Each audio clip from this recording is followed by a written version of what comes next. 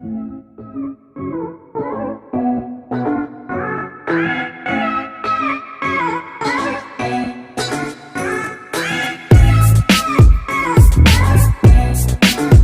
Guys, कैसे हैं आप लोग। तो आज हम बात करेंगे MEG11 अमेरिकन नॉवल। तो सर, अमेरिकन नॉवल को कैसे तैयार करना है, कौन से कॉन्सेप्ट जिनको हम क्लियर करेंगे from the very beginning till and, and what is the basic provision that gives us maximum marks in this particular paper in a short span of time. मतलब सर, सीरियसली वीडियो देखने का purpose ये होता है कि हमें पता लग जाएगा पढ़ना क्या है, पढ़ने का तरीका क्या होगा, कौन से कॉन्सेप्ट को क्लियर करना है। अब हमें जरूरत है कौन से इंपॉर्टेंट क्वेश्चन की। We need the important question जो पेपर में क्रैक करते हैं। अब स्टूडेंट का फोन आता है, सर आपके नोट्स में ऐसे क्वेश्चन चाहिए जो पेपर में फंस जाए। सीरियसली द वर्ड यही होता है उनका कि पेपर में फंस जाए, कि सर फायदा तो हो कि हम उनको पढ़ लें। तो मैंने कहा हुआ आप सिर्फ क्या करो, आप मेरे नोट्स के क्वेश्चंस को ऑन टिप कर लो, एंड देन अगर आपका मन करता है तो please do follow the videos regarding that particular paper and you will going to crack the paper easily.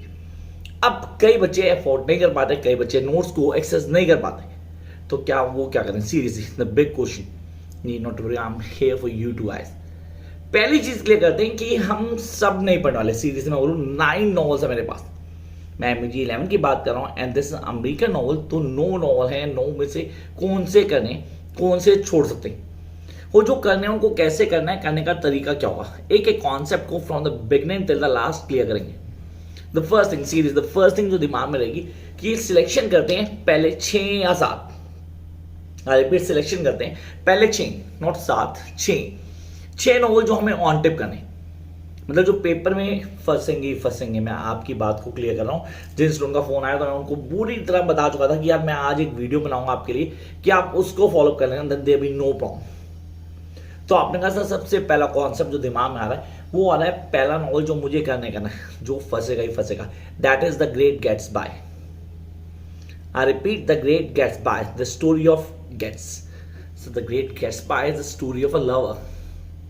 अब उसको डिटेल में जानने के लिए हम क्या करेंगे, मैं कोशिश करूंगा कि मैं वीडियो लिंक्स इस वीडियो के डिस्क्रिप्शन में डाल दूंगा, सारे के सारे नॉवल के वीडियो लिंक्स डाल दूंगा ताकि आप लोग आराम से तसल्ली से देख पाओ। आपने कहा ग्रेट गैट्सबी कंफर्म है, उसका क्वेश्चन आना ही आना है 100%। तो आपको क्या क्या क्लियर करना है ग्रेट गैट्सबी में। Sir character sketch, please write down all this because I am not using the board here. तो मैंने कहा यार यहाँ पे आप लोग बता दो कि आपने क्या क्या कर लेना है। ग्रेट गैट्सबी में आप लोग क्या करेंगे, पहला कॉन्सेप्ट करेंगे कैरेक्टर स्केच को क्लियर करेंगे। Number 2 narrative technique. Yes, this really important. आप नरेटिव टेक्निक बोलते हो सर, फिट्जगार्ड ने यहाँ पे क्या नरेटिव टेक्निक यूज की, उसके कॉन्सेप्ट क्या था, किन चीजों को लेके चल रहा था, एक एक चीज from the beginning till the last हमें ऑन टिप पहुंची। The first character sketch, the second one narrative technique, the third difference between east and west. अगर आपने प्ले को पढ़ा है तो 100% क्लियर होगा ईस्ट और वेस्ट का कॉन्सेप्ट क्या है। चलो एग्जाम करते हैं नंबर 2 के ऊपर, दैट इज इंपॉर्टेंट होना चाहिए सर। पहले के बाद दूसरा जाएगा the colour purple. The colour purple work of Alice Walker. अब अपने कलर पर्पल को क्लियर करना है, वो भी work of Alice Walker. Sir यहाँ पे कलर पर्पल में फैमिलिज्म को हाईलाइट किया गया। फेमिनिज्म से रिलेटेड क्वेश्चन आता ही आता है, कंफर्म है। वो कलर पर्पल की बात करो तो ये क्वेश्चन सबसे इंपॉर्टेंट में आता है, मतलब नॉवल में आना ही आना है। सर यहाँ पे कैरेक्टर सर्च, इस पूरे पेपर में, yes I am talking about MEG11 American novel, पूरे पेपर नरेटिव टेक्निक का क्वेश्चन मोस्ट सस्पेक्टेड है, जो आपको ऑन टिप करना ही करना है। मतलब from the very beginning till the last आपको सारे के सारे नरेटिव कैरेक्टरिस्टिक्स ऑन टिप होनी चाहिए। Narrative way of writing, sir कौन सा है, क्या लिख रहा है, लिखने का तरीका क्या हो, क्लियर कर लेंगे। तो पहला नाम दिया द ग्रेट गैट्सबी को, सेकंड दिया द कलर पर्पल। कलर में हमने कहा सर पहले फेमिनिज्म की बात की, फिर हमने बात की कैरेक्टरिस्टिक्स की, फिर हमने कहा narrative technique. Jump to the third segment, that is really important. तो फर्स्ट 2 हो गए हमारे, द ग्रेट्सबी हो गया, कलर पर्पल हो गया। Now I come to the sister Carrie. Seriously sister Carrie honestly Daisy का वर्क है, लेकिन मेरे को इसका जो टाइटल है वो अप्रोप्रिएट नहीं लगता, क्योंकि कहीं भी सिस्टर वाली टर्म तो नहीं थी। सिस्टर कैरी मुझे आना चाहिए, मेरे कॉन्सेप्ट क्लियर होना चाहिए, एक एक चीज को ऑन टिप करना है from the beginning till the last. And I really want you guys to read this story line, मतलब डेवलपमेंट ऑफ प्लॉट पे ध्यान देंगे आप। This is really important that we guys need to clear the development plot. कई लोग अलग अलग कहानी लेके आते हैं, अलग अलग चीज़ को डिफाइन करते हैं यार इसमें ये होगा, इसमें ये होगा. मैंने कहा इसमें सिर्फ और सिर्फ कॉन्सेप्ट क्लैरिटी पे काम करना है.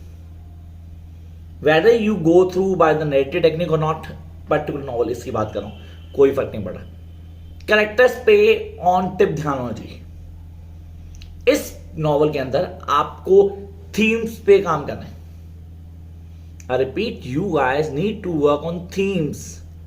जितना काम आप थीम्स पे करोगे उतना इजीली आपका हर चीज बड़े आराम से सूटेड वे में होगा और आप उसको फॉलो भी कर लोगे. चेन बन रही थी, फर्स्ट 3 हुए, 6 की बात की गई थी. तो सर 6 में फर्स्ट 3 में पहला द ग्रेट गैट्सबी, हमारे पास the next one the colour Purple and the sister Carrie. The next one, the very first novel of your course is the very first the Last of Mohicans. लोग लगता है कि यार sir ये story line ना clear नहीं होती. It's very easy story line honestly.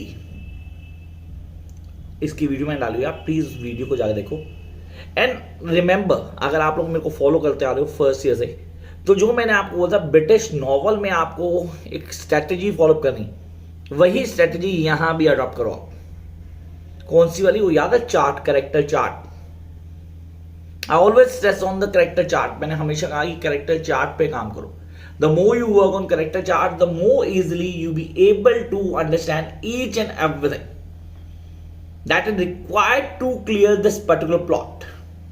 मतलब एक चार्ट तैयार करके मेरे को कैरेक्टर्स का पता कि कैरेक्टर क्या है, कैसे डील कर रहे हैं, थीम्स पे काम करूंगा. नैरेटिव टेक्निक डेफिनेट रूल करती है, लेकिन इस नॉवल में दोबारा मैं अवॉइड कर सकता हूं नैरेटिव टेक्निक को.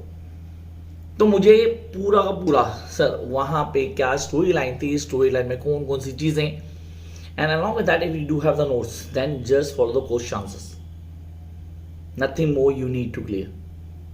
सो 4 हो गए हमारे पास. Come to the 5th one, that is the Light in August और Black spring.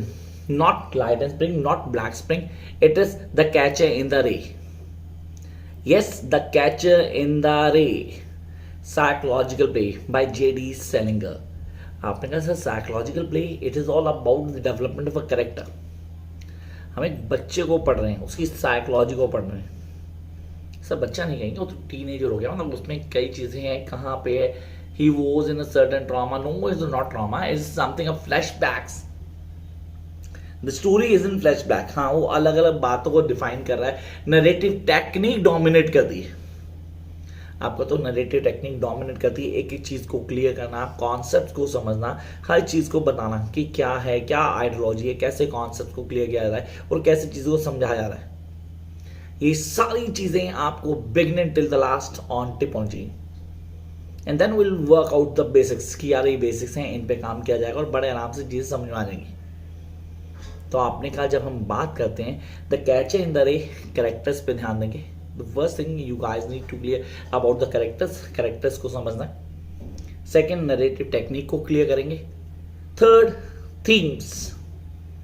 Yes, you need to work on themes 100%. इसका क्वेश्चन कहीं से भी आ जाए आपको आंसर आता होगा. Come to the 6th one, the last one. Seriously, the last one. अब आपने कहा सर लास्ट में चॉइस बड़ी सारी आ गई. Reason, a house made of down. Important से पेपर में आता कई बार. Floating Opera. Yes I read the Floating Opera, the work of John Barth. अब मैंने कहा फ्लोटिंग ऑपेरा को क्लियर करूं या ना क्लियर करूं. सर 2 रह गए. कौन से रह गए मेरे पास? Black Spring, Light in August रह गया. करने 6, मतलब 3 इनमें से कोई छूट जाएंगे, किसी एक को पकड़ना होगा. तो मेरी चॉइस रहेगी floating opera. Yes, I repeat, my choice is floating opera. आप उसको क्लियर करेंगे, आप उसके कॉन्सेप्ट को लेके चलेंगे. And you guys need to follow from the beginning till the last the story line, the character series, character sketch, उस पे काम करना है. चीजें कैसे फ्लॉप करती हैं, किन किन चीजों को ऑन टिप करना है और किन को छोड़ सकते हैं, वो सब उस स्टोरी लाइन में क्लियर हो जाएगा. तो एक सिंपल सा आइडिया अगर मैं बोलूँ, आप उसके प्लॉट को घोट के पी जाओ. You guys need not to do anything else. कुछ भी और करने की जरूरत नहीं पड़ेगी. So what about the 3? Sir 3 रह गए. हाउस मेड ऑफ डाउन, मतलब रियली अगर मैं बोलूँ बहुत अच्छों में से गए. Light in August, easy going, and the black spring, the easiest series, the work of Miller, the easiest as compare to all other. अब इनमें से कौन सा करना है? मैंने आपको 6 बोले, 6 आपको करने हैं confirm. You guys need to be the master of 6। तो पहले 6 तो घोट के भी जाना कि ये गलत है। अब इनमें से कोई एक चॉइस इज योर्स। लास्टली मैं बोला आपके ऊपर दे रहा हूं कि आपको जो लगे कि यार ये मुझे इजी गोइंग है, ये मुझे क्लियर है, उसको लेके चलो।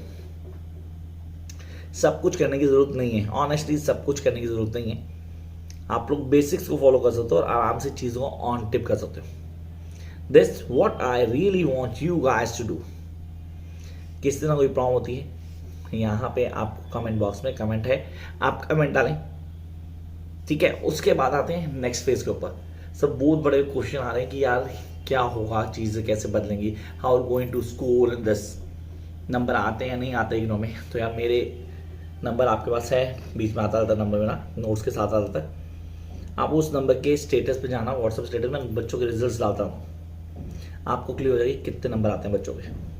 And those who are interested join online classes या नोट्स देने हो तो नंबर आपके पास है गाइस।